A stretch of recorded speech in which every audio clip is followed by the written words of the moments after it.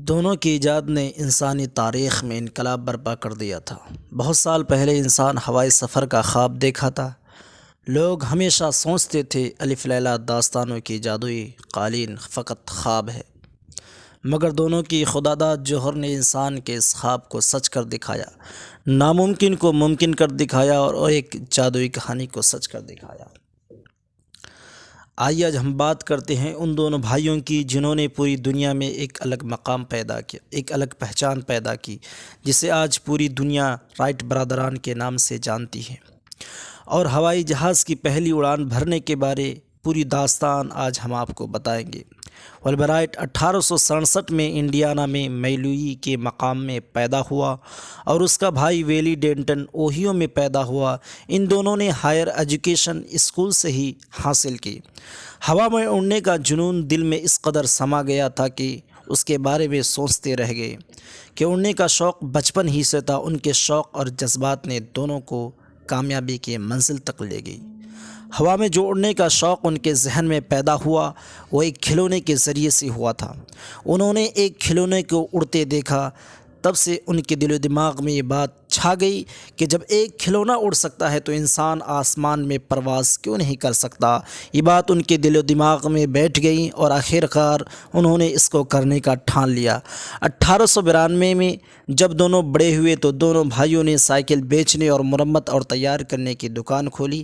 اس کے ذریعے سے ہوا بازی کی تحقیقات میں اکنامیکلی سپورٹ ملا اور انہوں نے اس کے لیے ماہرین ہوا بازی کی تحریریں پڑھی۔ ان میں سے بعض کی تحریریں اوٹو لیئنتھن، اوکتا جے نوٹ اور سیموئل پی لانگے کی تحریروں کا مطالعہ کیا۔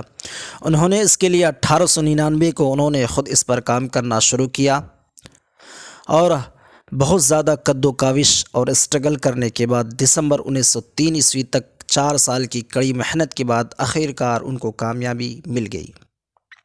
انہوں نے اس کے لیے جس راستے کو چوز کیا، جبکہ اس سے پہلے بہت سارے لوگوں نے اس پر ہوا بازی پر ایکسپیریمنٹ کر چکے تھے، مگر وہ سب کے سب ناکام رہے۔